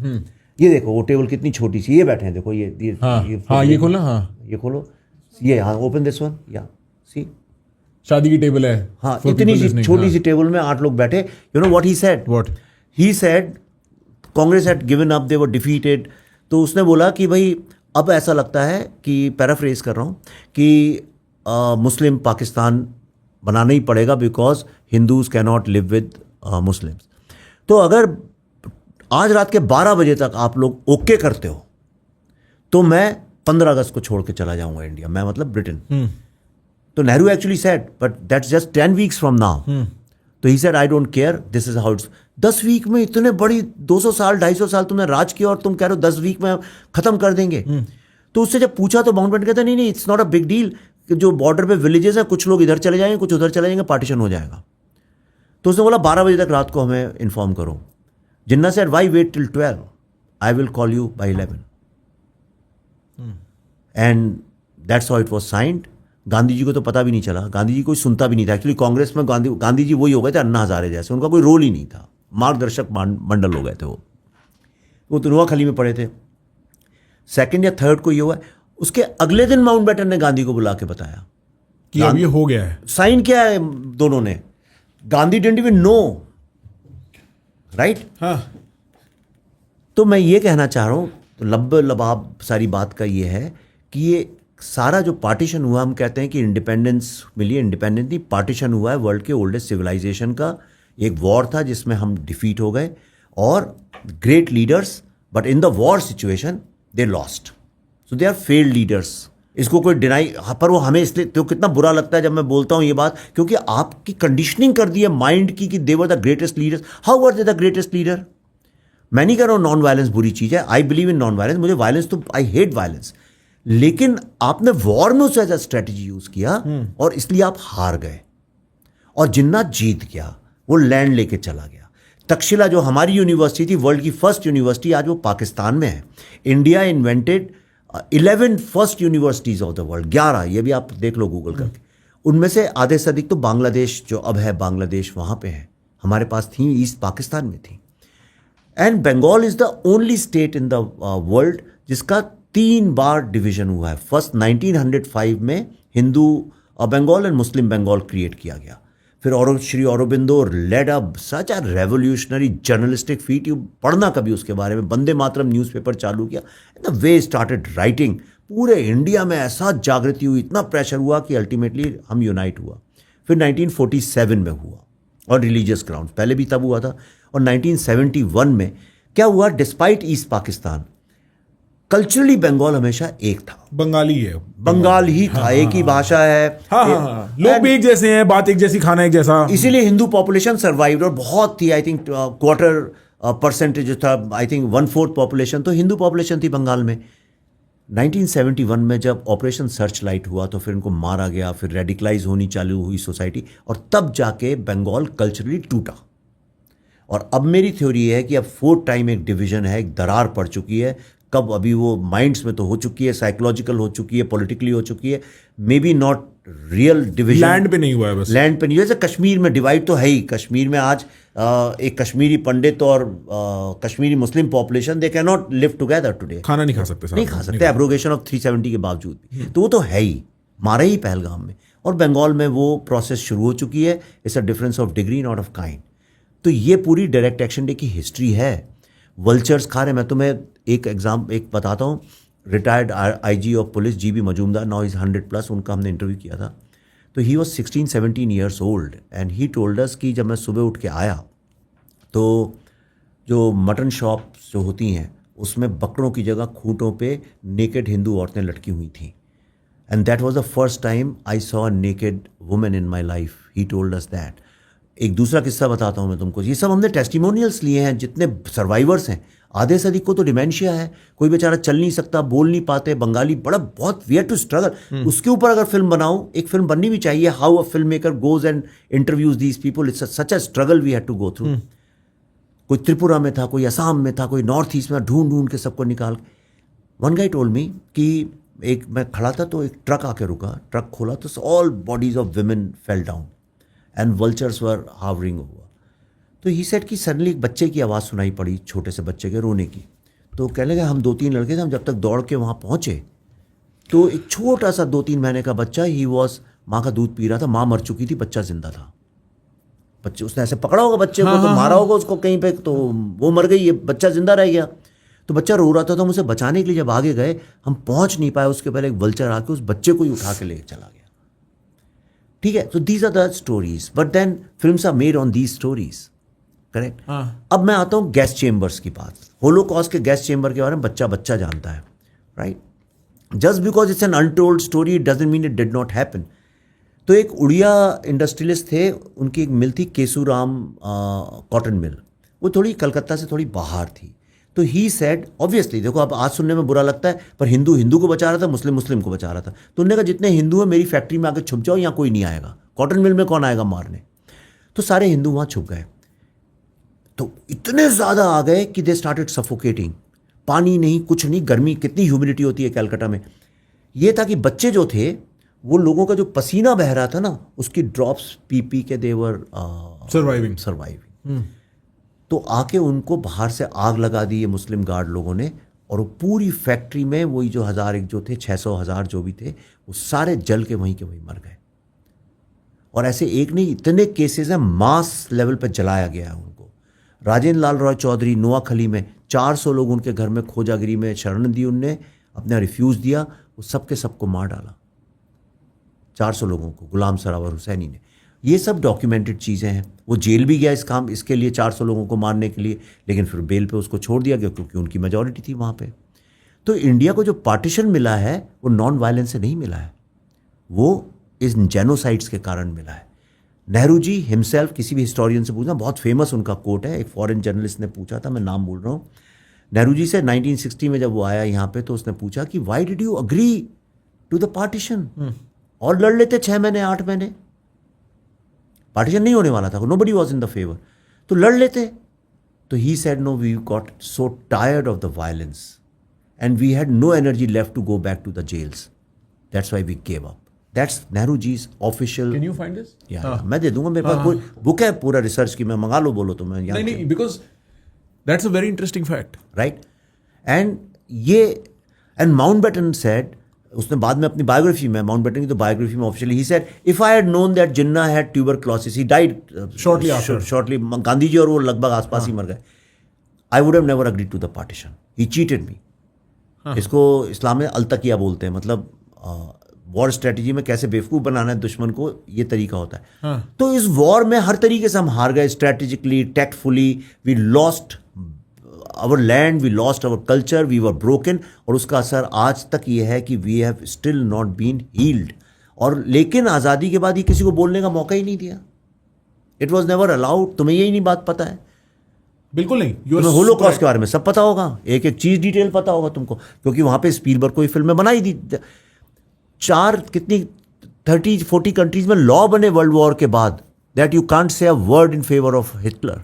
Right, sure. You can't deny Holocaust. कोई ये नहीं बोल सकता होलोकॉस्ट हुआ था नहीं हुआ था. You are not allowed to count the numbers of people who died. Do you know that? इतनी सेंसिटिव वो कंट्री है. हमारे यहाँ यही लड़ाई चलती रहती, नहीं साहब 10,000 नहीं 8,000 मरे थे. अरे मैं कहता हूँ 4 भी मरे थे तो मरे तो थे. क्या फर्क पड़ता है कितने हज़ार मरे थे? हमारी कंट्री में कोई लॉ नहीं है. चूंकि हमने एड्रेस ही नहीं किया इस प्रॉब्लम को, नेहरू जी के अनुसार वो थक गए थे कि आज तक ये जनरेशनल ट्रॉमा इतना बना हुआ है इस कंट्री के अंदर कि हम 24 घंटे कम्युनल वायलेंस से लड़ रहे हैं। हर चीज़ हिंदू मुस्लिम बन जाती है, खाना हो, कपड़े हो, हर चीज़ वहीं आके टिक जाती है, क्योंकि लोगों के दिल में इतना घाव है कि जब वो हिंदू मुस्लिम सुनते हैं तो उनको शायद थोड़ी राहत मिलती है, तो कहते हैं इसी बहाने हमारा दर्द ठीक होगा। But this is not the right way to heal. You need a scientific way to heal. You have to express it through stories, through poetries, through art, through literature, भले ही puppetry show, podcast. People have to be educated कि this is India's past and it's a warning so that it never happens in the future. That's why never again. आप बहुत सही बात कर रहे हो। एक ट्रॉमा को अगर हम दबा के छोड़ देंगे वो ट्रॉमा एड्रेस होगा नहीं, और अगर उसके डिस्कम्फर्ट से हम उसको देखेंगे नहीं तो वो ट्रॉमा दबा रहेगा, हमारे एक्शंस को फ्यूचर में इन्फ्लुएंस करता रहेगा। और the more this is, I call this post 2014 consciousness, क्योंकि 2014 से पहले एटलीस्ट जो मास कल्चरल कॉन्शियसनेस थी इंडिया की ना, वो थोड़ी गंगा जमुना वो जो एक मिलाप वाली, यूनिटी इन डाइवर्सिटी वाली थी। 2014 के बाद बीजेपी गवर्नमेंट आने के बाद एक डिस्कोर्स चालू हुआ जिसमें कुछ हिस्टोरिकल फैक्ट्स को क्वेश्चन करा, और अब 11 years into it we are in a place after Kashmir files for instance, which is a massive commercial success also, जहां हम चीजों को देख के कह पाते हैं कि शिट ये हुआ था बट हमें कभी बताया नहीं गया। फॉर इंस्टेंस मेरे को इतना डिटेल में डायरेक्ट एक्शन डे के बारे में, नेहरू जी के स्टेटमेंट के बारे में, जिन्ना के ट्यूबरकुलोसिस के बारे में I had no idea. But here is something जो मैंने लॉजिकली कई बार सोचा है। From playing any game whatsoever, आप फुटबॉल से लेके चेस तक कोई भी गेम खेल लो, आप लाइफ की गेम खेल लो, आप बिजनेस की गेम खेल लो, आप परिवार की गेम खेल लो, आप रिलेशनशिप की गेम खेल लो, आप ट्रांजैक्शंस की गेम खेल लो, सिर्फ surrender is not a good strategy. You cannot operate only on हथियार डाल दो, हथियार डाल दो पीस टाइम में बहुत बढ़िया स्ट्रैटेजी है, शांति का माहौल बनाने के लिए बहुत बढ़िया स्ट्रैटेजी है, बट वॉर टाइम में आपको वेपन्स चाहिए ही चाहिए। You have to be able to fight. This is such an obvious fact. अब ये मेरे को नहीं पता कि हाइंडसाइट इज 2020, तो मेरे को समझ आ रहा है। आई गेट कंफ्यूज्ड कि ऐसा कैसे हो सकता है that celebrated founding fathers of India were willing to put such a large part of India at violent risk because of a principle and because of an aesthetic कि हम तो डंडा धार के। I don't mean disrespect to Gandhi ji. For me, I hope I'm wrong because मैं बचपन से गांधी जी को, मैं क्या, मेरे जैसे 150 करोड़ आदमी गांधी जी को गांधी जी मानते आए, but his philosophy makes no sense to me. Am I seeing something incorrectly क्या, या मेरा जवानी का गुस्सा है? See, Gandhi ji was a great person. इसमें कोई शक नहीं है। गांधी जी की बुक पढ़ो, my experiments with truth, you will B dilated. It's one book which मैं लोगों को गिफ्ट करता हूँ। जो भी मेरे ऑफिस, मैंने बहुत सारी इतनी मंगा के रखी हैं, जो आते हैं यंग लड़के, मैं गिफ्ट करता हूँ। मैंने ये ज़रूर पढ़ो, डिस्कवरी ऑफ इंडिया ज़रूर पढ़ो, ये बुक्स पढ़नी चाहिए। Before you even start judging और एनालाइजिंग गांधी और Nehru, first you should know who they were, what their works are, what their thoughts were. देखो, एक आदमी कोई बहुत अच्छा आदमी है, इसका मतलब ये नहीं वो बहुत ग्रेट लीडर भी हो सकता है। ग्रेट लीडर होना एक अलग क्वालिटी है। गांधी जी ने एक लेवल तक सही काम किया। नमक आंदोलन बहुत अच्छा आइडिया था, बॉस्टन टी पार्टी की तरह से, it was a good idea. Gandhi ji ने लोगों को जोड़ा, जो हिंदू जानते ही नहीं थे कि फ्रीडम भी मिल सकती है, उनको कम से कम ये अवेयरनेस उन्हें दिलाई। ही was a great social worker. उनका अन्ना जैसा हो गया गांधी जी का। एक करप्शन के अगेंस्ट अवेयरनेस तो क्रिएट कर दी, पर करप्शन खत्म कैसे करना कोई प्लान नहीं है। दूसरा, गांधी जी फेल्ड। गांधी जी जो बहुत रिजिड आदमी थे, उनको लगा जो हिंदू प्रिंसिपल्स हैं नॉन वायलेंस के, वो जो मुस्लिम पॉपुलेशन है उसको समझ जाएगी। कैसे समझ जाएगी यार? नहीं समझ सकती है। वो माइंड सेट ही बिल्कुल डिफरेंट है हमारा। और अच्छा बुरा नहीं कह रहा हूं, वो भी अच्छा है, ये भी अच्छा है, लेकिन वो तो अलग है और वो कॉन्ट्रडिक्शन में, वो साथ नहीं रह सकते। उनमें बेसिक कॉन्फ्लिक्ट है। एक पॉलिथिस्ट है, एक मोनोथीस्ट है। मैं एक छोटा एग्जाम्पल तुम्हें बताता हूँ, तुम्हें मजा आएगा। एक्चुअली तो जो ऑडियंस तुम्हारी सुनेगी, ये एग्जाम्पल मुझे बहुत गालियां पड़ेंगी, but at the risk of, audience को मजा आएगा। नहीं, ऑडियंस सीखेगी। अकलमंद लोग जो सीखना चाहते हैं इससे समझेंगे। और मैं बिल्कुल नहीं कह रहा हूं क्या सही है क्या गलत है। मैं ना तो नॉन वेजिटेरियन लोगों को गलत मानता हूं, ना मैं वेजिटेरियन वालों को बहुत ज़्यादा सही मानता हूं। खाना, जिसको जो खाना खाए, सर्वाइवल के लिए जो करना करे, तो मैं जज उस लेवल पे करता नहीं हूं। मैं भी, मेरी लाइफ में भी कोई डूज एंड डोंट्स इतने हैं नहीं। एक हमारा दोस्त है जो कि कैलिफोर्निया में रहता है, सिलिकॉन वैली, और तो वो आया था हमारे घर एक बार होली पे। तो मियाँ बीवी दोनों, और वो 25-30 साल से वहाँ रह रहा है। तो उसने हमें एक किस्सा बताया। कहता है कि मेरे पड़ोस में एक पाकिस्तानी फैमिली रहती है, और हम दोनों स्ट्रगलर्स गए थे वहाँ पे, IIT किया, और हम लोग साथ में ही बंगला है, हमारे बच्चे साथ में बड़े हुए हैं, हमने हर फेस्टिवल साथ में मनाया है, हम हर वीकेंड साथ में मनाया, हर शाम साथ में मनाया। हम ये भूल ही गए थे 20-25 साल में कि मैं इंडियन हूँ, वो पाकिस्तानी है, कोई डिफरेंस है। We were one. उसके पेरेंट्स मेरे पेरेंट्स, मेरे पेरेंट्स उसके पेरेंट्स। तो कहता है एक दिन होली की हम पार्टी कर रहे थे, तो ऐसे ही दारू वारू पी होगी कुछ। उसके बाद वो कहता है यार मैं तुम लोग जब होली मनाते हो ना यार, तो मैं अपने यार घर की ईद बहुत मिस करता हूँ। कहला क्यों यार? तो उसने सोचा कि क्या रिलेशन। कहता है यार जैसे तुम लोग होली खेलते हो ना, ऐसे ही हमारे यहाँ जब ईद होती थी तो अब्बा आते थे, वो बकरे को काटते थे और उसके बाद उसकी जो वो सर जो होता है वो उठा के हम बच्चों को फेंक देते थे, और हम लोग then we used to play Holi with his blood, और हम फिर लौटते थे ब्लड में। और यार बहुत मेरे को मिस करता हूँ कई बार मैं। तो अब देखो ये इमेजरी है, ओके, लेकिन साइकी कितनी डिफरेंट है। ये एक बंदा जो है रंग से होली खेलता है, रंग से होली खेलता है, वो सोच भी नहीं सकता कभी ब्लड हाथ में लगा के अपने बच्चों के सामने खड़ा हो सकता है। और एक ये कह रहा है कि मेरे अब्बा, मेरे ताऊ, मेरे फूफा, मेरे चाचा, मेरे बड़े भाई, हम सब लोग जो है बकरे के खून से होली खेलते थे। वो भी सही है किसी जोग्राफिकल कंडीशंस में, किसी कॉन्टेक्स्ट में वो भी सही है, किसी कॉन्टेक्स्ट में ये भी सही है। अगर जिस कम्युनिटी को पूरे टाइम वॉर ही करना पड़े 24 घंटे, तो उसको ब्लड को लेके इन्हिबिशन नहीं होना चाहिए। तो उस कॉन्टेक्स्ट में समझ रहे हो, वो बिल्कुल समझ रहा हूं मैं। हाँ, एक डेजर्ट कॉन्टेक्स्ट में जहां लैग है, हाँ, जहां कबीले और लड़ाई चल रही है और कुछ हो ही, लाइफ का कोई पर्पस ही नहीं है वॉर के अलावा, राइट, तो ब्लड तो बहुत नॉर्मल हो जाएगा। पानी भी नहीं है, पानी भी नहीं है, कुछ भी नहीं है, गर्मी है, अब लड़ना है और मारना है, तो वो सही है।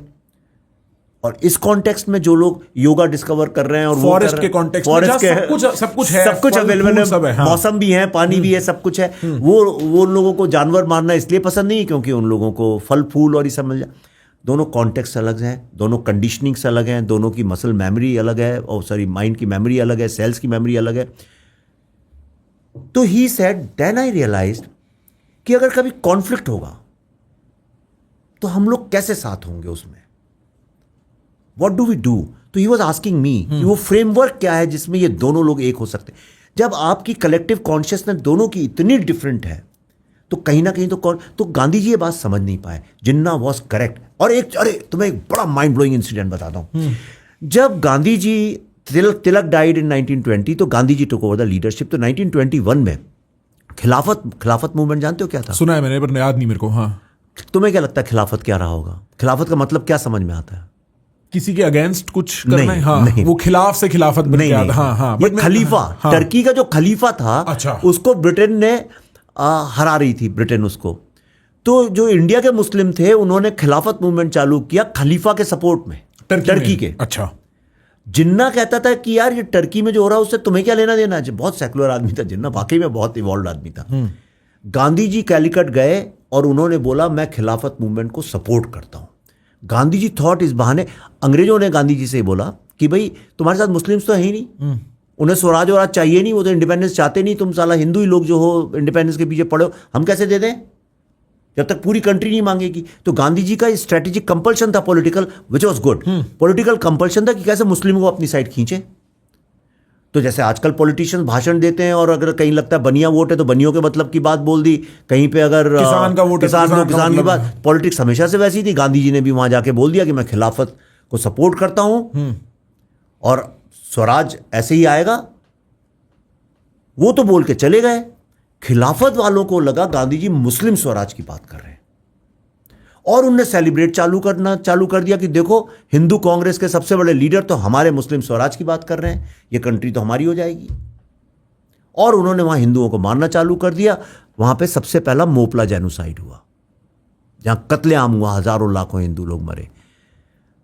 वहां फिर टू नेशन थ्योरी की एक चली थी 1800s में, लेट 18s में। यहां से टू नेशन थ्योरी का जन्म होता है, ए सॉलिड स्ट्रेटजी। जब गांधी जी ने खिलाफत मूवमेंट इंट्रोड्यूस किया तो उसके बाद नागपुर अधिवेशन हुआ 1921 के एंड में, दिसंबर में। वहां पे Jinnah refuse to call him Mahatma Gandhi, he said mister Gandhi, जिसको लेके, और एक मौलाना, ये दो भाई थे ना जो अली ब्रदर्स, मोहम्मद अली, जैसे बॉम्बे में रोड भी है, और उनके शौकत अली, दो भाई थे। तो उनको मियाँ मौलवी शौकत अली और मौलवी ये जो बोलते हैं, तो he refuse to call him with their religious names. He said you are political leader, I refuse to call you with your religious names. महात्मा होंगे किसी के लिए, मेरे लिए he is mister Gandhi. He said that. और वो हिंदुओं को बचाने के लिए केस लड़ा करता था जिन्ना। जिन्ना उसके बाद बाहर निकला, उस पर अटैक किया इन लोगों ने, जिन्ना के मारने पहुंच गए। तो जिन्ना जब बाहर निकला तो उसकी बहुत फेमस प्रेस कॉन्फ्रेंस की उसका कोटेशन है, he said Gandhi has introduced toxicity in Indian politics by introducing Hindu Muslim this thing and by supporting Khilafat, and India will have to pay a very big price for this. Now, the Indian politics will only remain communal, and that's why I resigned from Congress, because my way is the right way, Gandhi's way is the wrong way, because my way is the constitutional way. और वो resign करके कांग्रेस से India छोड़ के चला गया अपनी practice, और वो चला गया इंग्लैंड। उसके 10 साल बाद लौट के आया 1930 में। गया था 3 पीस सूट पहन के, आया अचकन और टोपी और शेरवानी पहन के, क्योंकि उसको समझ में आ गया था कि अब यहाँ की पॉलिटिक्स कम्युनल है, and why I have a chance to become the prime minister of Pakistan. तो ये टू नेशन को आग लगाने का काम गांधी जी ने किया। Gandhi ji was a great man. India गरीब था, गाय का दूध महंगा था, बकरी का दूध सस्ता था, उनने बकरी पाली, उनने कहा बकरी का दूध बनाऊंगा।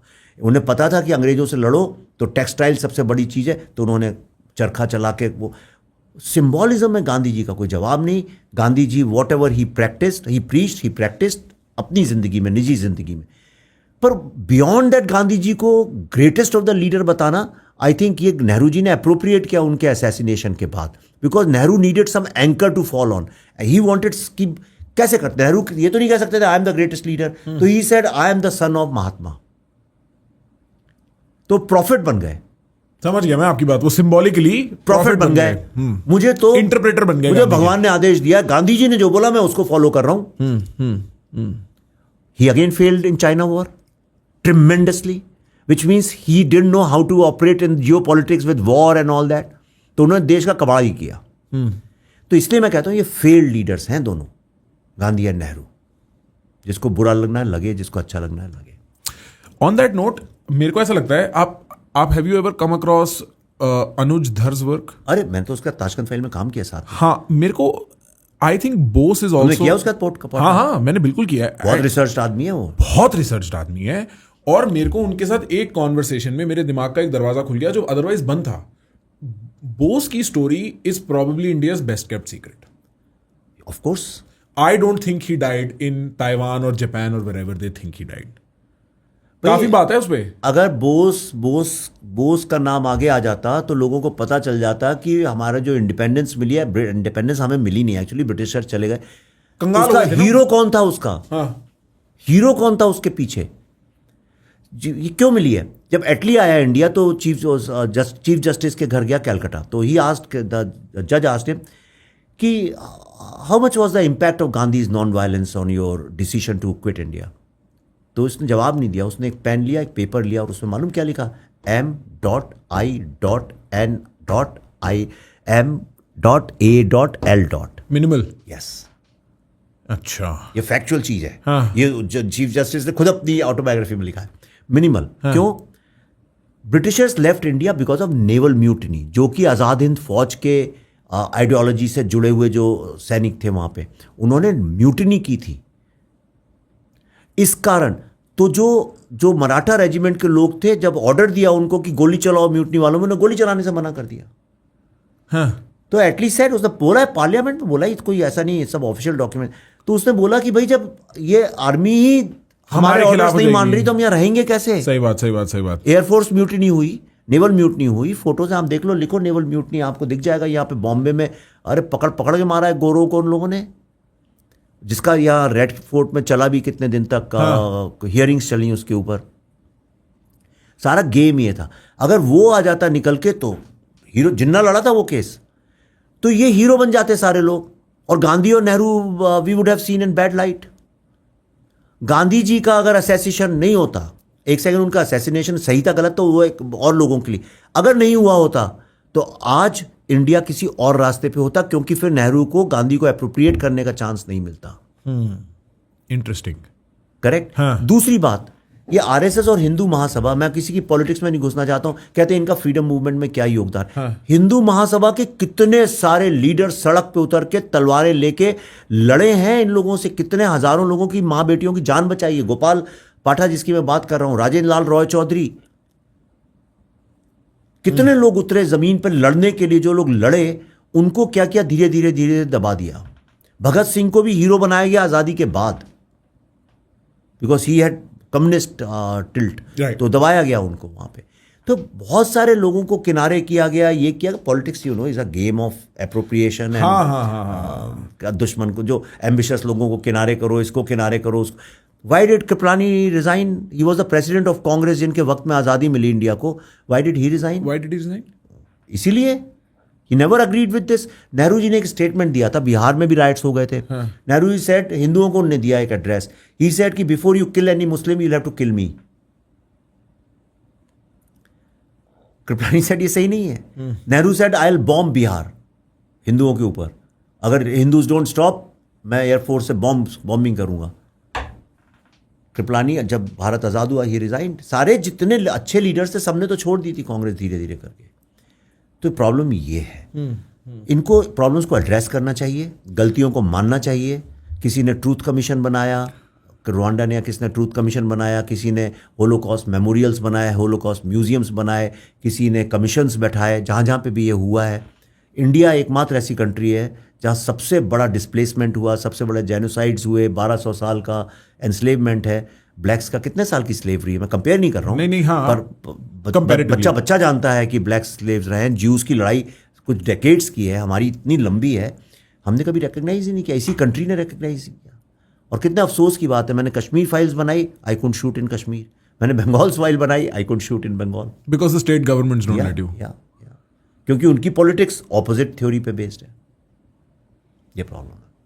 हाँ, I want to get to that in 1 second, but I want to know as far as Bose and उनका देहांत is concerned, what is your active thought on that? Do you think he died in the plane crash, or do you think वो गुमनामी बाबा वाली theory कि वो फैजाबाद रहते थे? नहीं, मैं उसमें गुमनामी फैजाबाद मैं मानता इसलिए नहीं हूँ, मेरे पास कोई लॉजिकल रीजन नहीं उसे मानने का। लेकिन मैंने अपनी ताशकंद फाइल्स में दिखाई थी वो फोटो, एक जो सबसे ज़्यादा पॉपुलर फोटोग्राफ है जिसमें लोग कहते हैं कि ये सुभाष चंद्र बोस उसमें खड़े हुए हैं। उससे ज़्यादा मैं इसमें अभी घुसूंगा तो सारा वो डिस्कशन कहीं और चला जाएगा। नेक्स्ट मूवी का आइडिया दे रहा हूँ, देखो बिल्कुल मेरे पास है नेक्स्ट मूवी का आइडिया। नेक्स्ट मूवी का आइडिया क्या है? नहीं, मैं कई साल से नेवल म्यूटिनी और ये आज़ाद हिंद फौज के उस पर रिसर्च कर रहा हूँ। इतनी फैसिनेटिंग स्टोरी है वो, किसी को नहीं पता। हाँ, नहीं पता। अरे नेवल म्यूटिनी म्यूजियम है भाई वहाँ पे बॉम्बे में, आना चर्च गेट के आगे।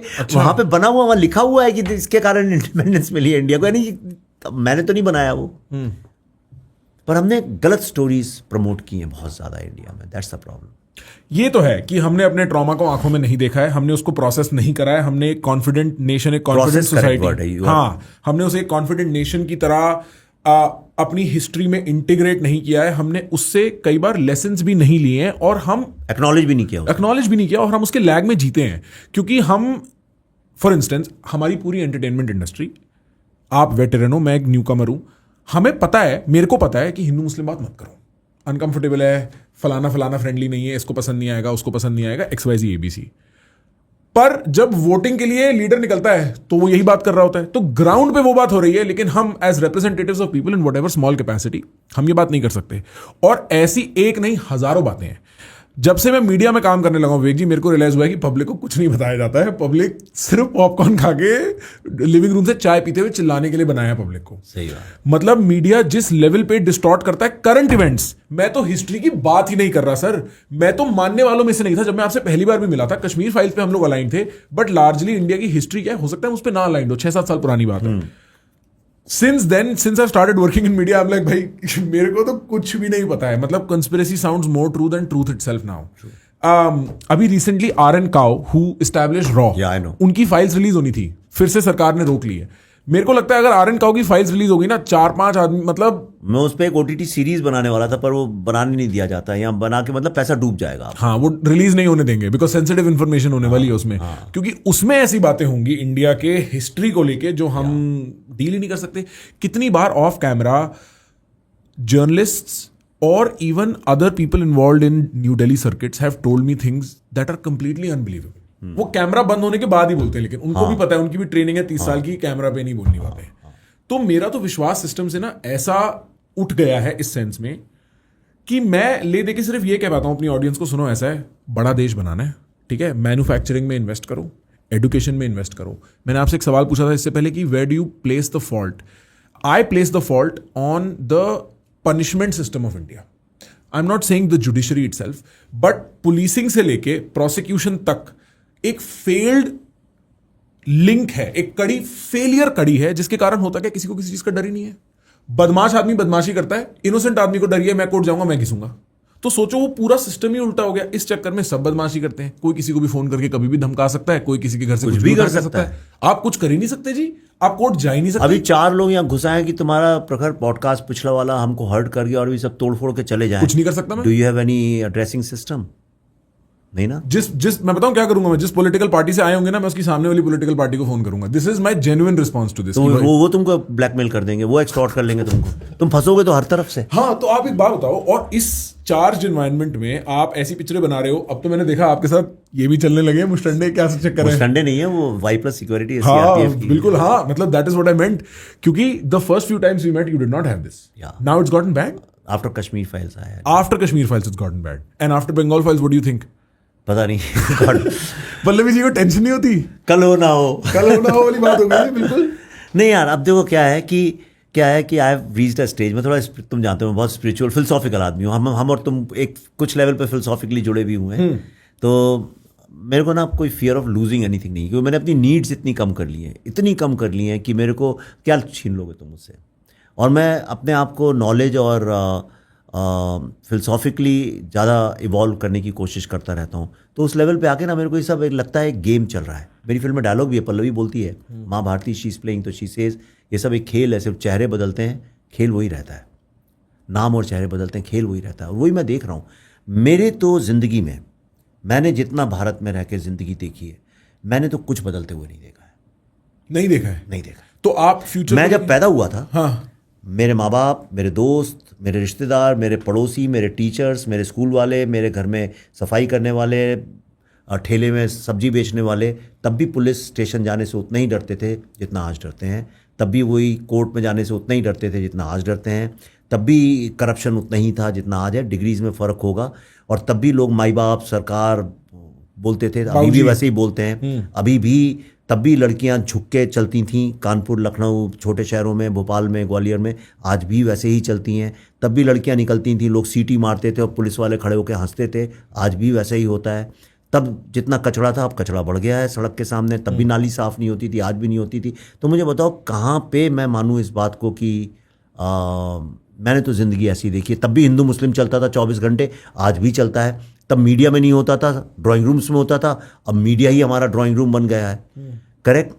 तब भी मेरा ये मानना है, एक मेरी थ्योरी है जिस पे मैंने ट्रिलॉजी बनाई थी, थोड़ी इंटेलेक्चुअल थ्योरी है.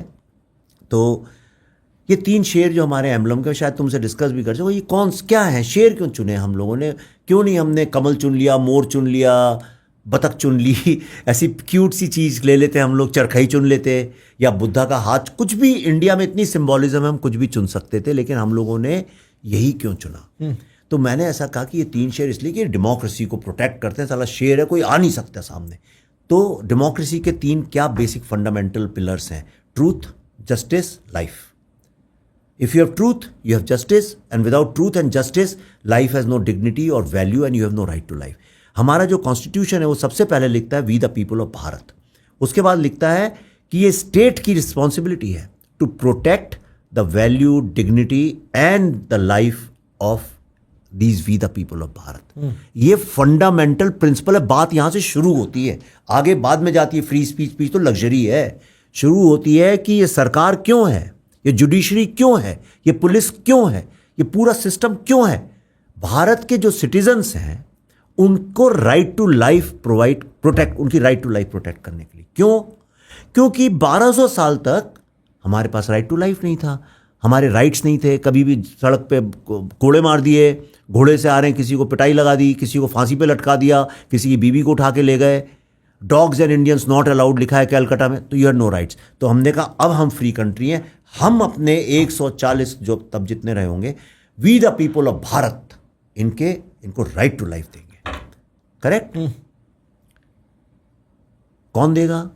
सरकार देगी, जुडिशरी देगी, पुलिस देगी. लेकिन आज लोग पुलिस स्टेशन जाने से डरते हैं, लोग थाने जाने से डरते, कहीं भी जाने से। कोई IAS ऑफिसर हो जाए तो तुम कितने भी बड़े इंडस्ट्री, तो लोग ऐसे खड़े होते देखा है मैंने। चूहे बन जाते हैं सर, हाँ, चूहे बन जाते हैं। बिल्डिंगें लोगों ने बंबई में बड़ी बड़ी बना ली हैं 50 मंजिल की, ओके, लेकिन वही लोग जैसे ही कोई कमिश्नर इनकम टैक्स या रेवेन्यू या कोई मंत्री आ जाता है, उन्हीं लोगों की सारे वीडियो काफ़ी हैं आजकल, तो आपने देखा ही होगा, यूं करते देखते हैं। वर्ल्ड की सबसे बड़ी शादी भी लोग अगर करते हैं, लेकिन जैसे कोई मंत्री आता है यूं झुक जाते हैं, राइट। ये भूल जाते हैं कि वो सामने वाला आपके घर आया है, आप उसके घर नहीं गए हो। मैं किसी को बात नहीं कर, पर ये हमारे कंट्री का कलेक्टिव कॉन्शियसनेस है। तो मैं वही ने कहा 3 शेर, पर एक्चुअली में तो ये 4 शेर हैं, पता है ना तुमको? हाँ, चौथा दिख नहीं रहा है, हाँ पीछे है वो। तो ये चौथा शेर कौन है? मैंने कहा ये है we the people of Bharat. इसको छुपा दिया गया है क्योंकि वो मैटर ही नहीं करता है। और ये जो 3 शेर हैं हमेशा अफसर के पीछे लगे होते हैं, सामने नहीं, कि नहीं तो उसे याद आ जाएगा ट्रूथ जस्टिस और ये मुझे प्रोटेक्ट करना है। ये मेरी थिंकिंग थी, जिसके मैंने ट्रिलॉजी बनाई। तो मेरी पहली फिल्म थी राइट टू ट्रूथ, दूसरी थी राइट टू जस्टिस, और ये फिल्म है राइट टू लाइफ। इसलिए इसमें वायलेंस में जो जेनोसाइड की कहानी है। तो ये पिक्चर भी graphically visually is going to be gory. बहुत गोरी नहीं है। अच्छा, गोर अलग चीज हाँ, होती है। मैं समझ गया, बट लाइक वायलेंट। गोर तो वेम्पायर फिल्म Sure. होता है। This is very intense film I would say, but it's an experience. Theatre में I have used a technique in this, है ना। मैंने क्या किया है, normally you see a scene from the outside. जैसे तुम कार में जा रहे हो, हिमालय पे जा रहे हो, तो you see a beautiful landscape. Car में जब चाहो तो विंडो खोल लो चाहे, पर you are seeing a landscape, you are outside of the landscape. It's only when you get down from your car and you start walking in the jungle, you become part of the landscape. You are in the scene. तो फिल्मों में क्या होता है, generally ना camera बाहर से देखता है scenes. What I have done is this film will transport you inside. You will be in the scene. तो क्राउड के बीच में कैमरा है, 360 ले नहीं, रहा है। जो कुछ तरीके हैं उसके, टेक्निक्स हैं। मैंने कुछ करोड़ रुपए तो बताता हूँ तो देखने रहे तो दियो यार। तो you will be in the scene. It's an experience film. अभी मैंने अमेरिका में 12 स्क्रीनिंग्स की हैं, गए थे सिर्फ 2 के लिए, न्यूयॉर्क एंड वॉशिंगटन, हो गई 12। हर स्क्रीनिंग में, एवरी सिंगल स्क्रीनिंग, जब खत्म होती है ना फिल्म, लोग उठते ही नहीं है 4-5 मिनट तक। सेम कश्मीर फाइल्स में नहीं उठ पाए थे हम लोग। हाँ, इसमें इंटरवल में भी नहीं उठते हैं, तब भी नहीं उठते हैं। दे डोंट नो क्या किया जाए। Same Kashmir file, same response कि हम लोग वहां बैठे हैं। मेरे पास ऑन वीडियो है बाय द वे, मैंने इसका एक व्लॉग बनाया था और मेरे साथ गोरे ले गया था, और हम लोग कोई ऑडियंस में उठ ही नहीं पाया था कश्मीर फाइल्स देख के। बहुत देर तक हम लोग वहां बैठे हुए थे कि क्या करें। उसमें पेन के कारण, है ना। हाँ। इसमें दूसरा रीजन है, मैंने समझा है साइकोलॉजिकल। मैं वॉच करता था लोगों, मुझे लगता है लोग प्रोसेस ही नहीं कर पाते हैं कि यार ये मुझे कैसे नहीं पता। ये बात है, I am in the scene. मैं तो रोज टीवी देखता हूँ, व्हाट्सएप पे 100 पॉलिटिकल मैसेजेस भेजता हूँ, ट्विटर में लड़ाई लड़ता हूँ, इंस्टाग्राम। मैंने कभी इस पॉइंट ऑफ व्यू से क्यों नहीं देखा है, मतलब समझा क्यों नहीं इसको। Oh shit, this is what we have gone through. ऐसा है ये। तुम्हारे ग्रैंड पेरेंट्स की कोई ऐसी एल्बम आ जाए तुम्हारे सामने जिसमें उनका सेक्रीफाइस और कितना उनने खोया है अपनी जिंदगी में, तुम्हें एकदम से पता चले, तो you won't be able to process it for some time, you know. तो that's what this film is doing. I'll ask you one more question. Kashmir files, Tashkent files, now Bengal files. ये काफी jarring trilogy है, partly because ये pen और trauma जैसे issues के साथ deal करती है, पार्टली बिकॉज ये हमारे हिस्ट्री के ऐसे पार्ट्स को अनवील करती है जिनको हमने देखने से मना कर दिया है फॉर वट एवर रीजन, और अब वो हमारी आंखों के सामने है and we have to see it. After I watch Kashmir files and I'm expecting now after I watch Bengal files, I'll be left asking the same question कि ठीक है विवेक जी ये है, पर अब करें क्या? What is the solution? And do you ever wonder about the solution, या आप स्टोरी सुना के I want to take an exit now, the country should think about the solution? देखो भाई, एक सिंपल सोल्यूशन, अगर आप हिंदू आइडियोलॉजी को मानते हैं, ये वर्ल्ड, हिंदू क्या किसी भी वर्ल्ड में कहीं भी स्टोरी तो होती है कि you have to recognise the evil and you have to destroy it, है ना. रावण को बिना मारे राम राज्य नहीं आता. ओके, ये हमारी फिल्म का डायलॉग भी एक जगह पे. ठीक, करेक्ट. तो आपको ईविल को आइडेंटिफाई तो करना ही पड़ेगा. जब तक आप उसको अवॉइड करते रहेंगे तब तक सोल्यूशन नहीं आएगा. यही इसका सोल्यूशन है. मैंने अपनी फिल्म में दिखाया भी है क्रिएटिवली, और स्टोरी टेलिंग में भी. अभी बता नहीं सकता हूँ, तुम देखोगे. अब वो थोड़ा रेडिकल सोल्यूशन है जो मैंने अपनी फिल्म में दिखाया है, लेकिन मुझे लगता है वही एक सोल्यूशन है, वरना ये कभी सॉल्व होगा ही नहीं प्रॉब्लम. तुम्हारे देखना, तुम्हारे ग्रैंड चिल्ड्रन जब होंगे तो वो भी इसी से लड़ते रहेंगे. इसको सॉल्व होगा ही नहीं जब तक आप एड्रेस नहीं करोगे. पहले आपको डिटरमिन करना पड़ेगा। आप ये थोड़ी बोल सकते हैं तुमको विवेक जी ये तो आप ये घर ये ऑफिस तो आप ही का है, जब चाहो यूज कर लो, ये बोलने में ठीक लगता है, मैं जिस दिन आके करने लगूंगा उस दिन समझ में आएगा तुमको क्या होता है। राइट, सही बात सही बात सही बात। तो ओनरशिप जब तक आप डिसाइड नहीं करोगे कि भारत की ओनरशिप है किसकी, ये देश है किसका, इसकी आइडेंटिटी है क्या। भारत माता की जय बोलते हैं, पर क्या ये माँ भारती का देश है? माँ भारती का देश है तो माँ भारती ने जो नियम बनाए थे अपने घर के उसको फॉलो करो। ये हिंदू मुस्लिम एकता का अगर सीन है, अगर देश है कि भाई हम तो सेकुलर है, हमारे यहाँ सब कुछ है, तो वैसा करो, कुछ तो करो। तो आप कह रहे हो इधर यू से कि देखो the concept of India 800 AD का कॉन्सेप्ट है, या तो उसको फिर लिव ऑन करो, या 1947 में जो सेक्युलरिस्ट कॉन्सेप्ट बना है उसको अडेप्ट करो, उसको लिव ऑन करो, कुछ तो करो। और आप मूवी में आर यू टॉकिंग अबाउट कि भाई हिंदू राष्ट्र वाले एंगल पे ले जाना एज अ सोल्यूशन? नहीं, मैं वो नहीं कह रहे। हिंदू राष्ट्र आज की तारीख में मुझे पता भी नहीं है क्या होगा, वो क्या मीम होगा। हो गया सर, मीम हो गया। हाँ, मैं उसमें फंसता भी नहीं हूँ। राइट। और मैं फिलोसॉफिकल आदमी हूँ, तो मैं हिंदू फिलोसफी को जानता हूँ, मैं हिंदू रिलीजन साइड को इतना ज्यादा जानता भी नहीं हूँ, मैं उसमें घुसना भी नहीं चाहता, मैं उसमें नहीं पढ़ रहा हूँ। ठीक, लेकिन एक कंट्री की कुछ तो वैल्यूज होती होंगी, अच्छी बुरी, कुछ तो उसकी भाई, वरना क्या है, क्या भारत माता वरना की क्या कंटिन्यूटी 5000 साल की? क्या कौन सा सिविलाइजेशन है फिर? हाँ हाँ, स्विगी और जोमेटो से खाना मंगाना सिविलाइजेशन है? सही बात हाँ। क्या है क्या ये? मुझे नहीं पता। तो वो जो है आपको आइडेंटिफाई करना पड़ेगा, और ये किसी ना किसी को तो करना ही पड़ेगा, आज नहीं तो कल। मैं तुम्हें बताऊं, कश्मीर, आप ज्योग्राफिकली तो हम श्रिंक हो रहे हैं, आजादी का पाकिस्तान तो उतना का उतना ही रह गया, चलो डिवाइड हो गया, बांग्लादेश बन गया, पर वो भी अब रेडिकलाइज हो गया है। पर इंडिया में देखो कश्मीर श्रिंक होता जा रहा है लगातार, चाइना इधर से इधर चाइना पास सब, और इंच चाइना लेते ही जा रहा है जमीन, इधर उधर उधर नॉर्थ ईस्ट आपका श्रिंक होता जा रहा है। और साइकोलॉजिकली देखो, हालांकि हमारे अधीन है ये लोग, पर कश्मीर पे आज किसका राज है? किसका राज है? वही उमर अब्दुल्ला वापस आ गए, वहीं पहलगांव फिर से टेररिस्ट अटैक हो गया। तुम कभी सोच सकते हो, तुम ये तो सोच सकते हो विवेक जी, गोवा में एक सेकंड होम बनाना चाहता हूँ शादी के, कभी सोच सकते हो कश्मीर में सेकंड होम बनाना? सोच सकता हूं, पर सोच के कोई फायदा नहीं है, रोक लूंगा खुद को। तुमने कभी सोचा है बंगाल में जाके एक सेकंड होम बनाता हूँ, कलकत्ता के अलावा कहीं और? नहीं, कभी नहीं सोच सकते हो? नहीं। क्यों? खैर बंगाल में उड़ीसा में तो सोच सकते हो। तो मैं कहूँ यार, भुवनेश्वर के बाद बड़ा अच्छा लैंड मिल रहा, ले ले एक घर है यार, बड़ा अच्छा है, समुद्र के किनारे ले लो। ठीक बिल्कुल समुद्र के किनारे ले सकता मैं कहूँ तेरे से यार, मिजोरम में एक बड़ा शिलोंग के पास यार ब्यूटीफुल कॉटेज मिल रही है, मैं बिल्कुल सस्ते दाम में दिलाता हूँ। हाँ ठीक, करेक्ट, बिल्कुल। मैं तुमसे केरला में मिल रहा है, ले लोगे, तमिलनाडु में ले लोगे, कर्नाटका में ले लोगे, मध्य प्रदेश में ले लोगे, गुजरात में ले लोगे, महाराष्ट्र में ले लोगे, सारी स्टेट्स में ले लोगे, कश्मीर और बंगाल में नहीं लोगे, क्योंकि सिक्योरिटी नहीं है वहां पे। फिर तुम्हें पता है ये? हाँ ठीक बात है। कश्मीर सर जाने से डर लगता है, अभी भी डर लगता है। बंगाल के एरियाज में जाओगे, हम गए थे रिसर्च करने, तो एक बार जाओगे दोबारा जाओगे नहीं वहां पे। अच्छा, इतना बुरा हाल है? जाके तो देखो एक बार। मैंने आपके मुंह से ही बात सुनी है कि बंगाल में जो हो रहा है वो वोल्केनिक इरप्शन लेवल चीज है। मैंने आज आपने पॉडकास्ट में बोला, पहले भी सुनी है, बट ये किसी को नहीं पता है। Nobody talk about Bengal. मैं आज लिख के दे रहा हूं, मैं क्यों बोलूंगा कैमरे में ऑन रिकॉर्ड ऐसा? आज नहीं तो कल तुम देखना, बंगाल में एक डिवीजन की मांग होगी कि बंगाल को ही सेपरेट कर, बंगाल एक सर्टेन एरिया को तो होगी, नहीं होगी तो बांग्लादेश जो है वहां से धीरे धीरे इंच बाय इंच जो एरियाज हैं, वो जैसे कि बिल्कुल जो बॉर्डर के एरियाज हैं कश्मीर के, वो मोर और लेस पाकिस्तान जैसे ही बिहेव करते हैं, वो हो ही गया है। इंडो बांग्लादेश बॉर्डर तुम जाओगे तो तुम इतनी, एक तो गरीबी मैंने जिंदगी में नहीं देखी। अच्छा, अरे बाप, उस बॉर्डर पे स्पेसिफिकली भयंकर गरीबी, ऐसी गरीबी मतलब उनको जैसे कि लोगों को छोड़ दिया, मरो जियो, हमें कोई मतलब नहीं। क्यों? कोई जाता ही नहीं है। हाँ। कश्मीर तो फिर भी डल लेक में लोग चले जाते हैं, वहां कोई जाता ही नहीं है, वो तो एक फेंक ही दिया उसको उठा के कि भाई तुम मरो। और जब इतनी गरीबी है तो जो रेडिकलाइज बांग्लादेश है वो इसका फायदा उठाएगा। छोटे छोटे बच्चे 24 परगना में जो बम बनाते हैं, उनके हाथ फट जाते हैं कई बार। वो बच्चों को give me one logical reason what will stop them from going to Bangladesh, learning terrorism and coming back to India. और बड़ा पोरस बॉर्डर है, आना जाना कोई मुश्किल काम है नहीं। हाँ, सब उसमें सब मिले हुए हैं। हाँ। खुलेआम होता है। और एक होता है देखो नेचुरल डेमोग्राफिक चेंज। तुम्हारे घर के पास समझो बिहार से फ्लाईओवर बन रहा है, सडनली एक स्लम, एक कॉलोनी बन जाएगी बिहारियों की, ठीक बात, लेबर आ जाएगी, है ही नहीं। तुम यहाँ पे 100 ट्यूशन इंस्टीट्यूट्स खोल दो, स्टूडेंट्स की एक कॉलोनी बन जाए। एक होता है नेचुरल डेमोग्राफिक चेंज और एक होता है स्टेट स्पॉन्सर्ड डेमोग्राफिक चेंज, जो कि बंगाल में हो, जो कश्मीर में हुआ था अब बंगाल में हो रहा है।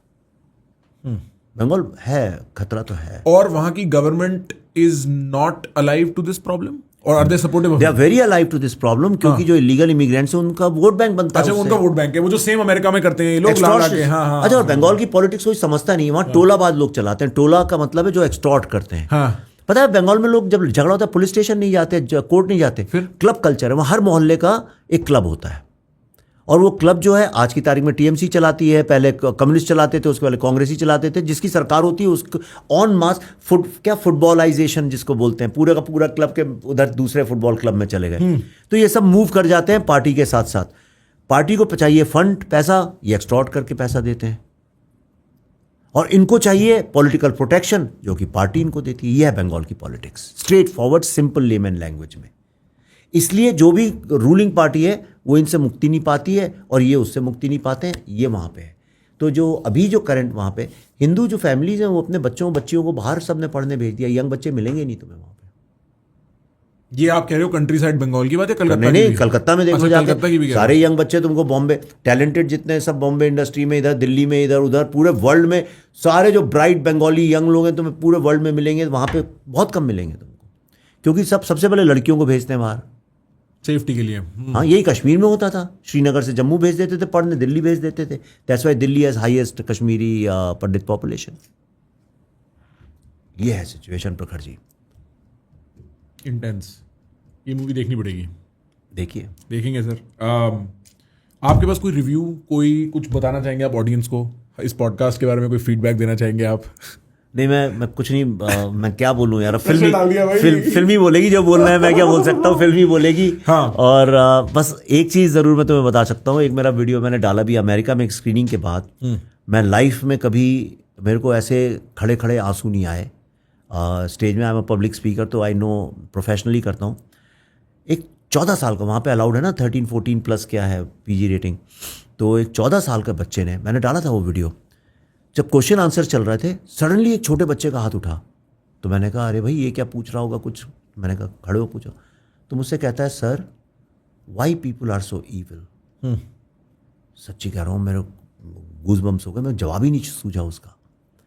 You are not a father as yet but I am. तो मेरे अंदर वो, मैं उसे क्या जवाब देता? एक 14 साल में होप होनी चाहिए, क्या जवाब देता? तो उसने मुझसे पूछा ये पब्लिक में 400 लोगों के सामने थिएटर में। एंड मैंने देखो, मैं बहुत बुरी बात मैं कहूँ, that which means the film is working. यही सबसे बड़ा रिव्यू है कि एक छोटा बच्चा क्वेश्चन कर रहा है why people are so evil, और यही मेरा मकसद था। लेकिन एट द सेम टाइम मुझे लगा कि why should a 14-year-old child be expose to evil. India में तो चलो एडल्ट है, 18 साल का लड़का जाएगा, लेकिन मेरे लिए बहुत दुख की बात है कि एक 14 साल के बच्चे को खड़े होकर ये पूछना पड़ता है why there is so much evil. Fair. उसको उसकी पूरी जिंदगी इस चीज़ के साथ कंटेंट करना है कि उसका कोई जवाब है नहीं। क्या ह्यूमन मोटिवेशंस का वो कॉम्प्लेक्स जाल है जहाँ पे आदमी इतना सेल्फिश हो जाता है, जहाँ पे cold blooded murder becomes the first option. It's a very complicated. ये फिल्म रिलीज हो जाएगी ना, हाँ, तो मैं तुम्हारे साथ बैठ के इस फिल्म के साइकोलॉजिकल एस्पेक्ट्स में बात करना चाहता हूँ, क्योंकि यंग जनरेशन में I think you are one of the most psychologically philosophically enlightened boy. I will take the compliment. मैं बिना पॉडकास्ट के, बिना कैमरे के बात करना चाहूँगा। For sure next time I am in Bombay and आपको आना है दिसंबर में शादी के लिए। अरे यार मुझे सबसे खुशी है, तुम you are getting married to an artist, और मैं आर्टिस्टों को लेके मेरा बड़ा सॉफ्ट कॉर्नर भी है। एक स्पिरिचुअल अलाइवनेस होती है सर आर्टिस्ट्स में, जो एटलीस्ट कमर्शियली, जिन पे कमर्शियल बर्डन नहीं होता ना, जो खुशी के लिए करते हैं, उनकी स्पिरिट में एक हल्कापन होता है जो बड़ा it makes your life easier, it makes your life better. तुम ऐसा सबको बोलते रहते हो डिसंबर में शादी में आना, ऐसा तो नहीं? तुम्हारी जो फैन फॉलोइंग है इतनी सारी, कुछ लोग कहे चलो यार प्रखर की शादी में चलते हैं। सिक्योरिटी होगी, वाई प्लस सिक्योरिटी होगी, बात नहीं आ पाएंगे। But thank you so much, it is always a pleasure seeing you. Best of luck with the film. I saw Kashmir Files. I did not see Tashkent Files. Kashmir Files moved me, and I know it moved a generation. It changed India's storytelling landscape by quite a bit. I hope Bengal Files does the same. Thank you, sir. Thank you, Prakhar.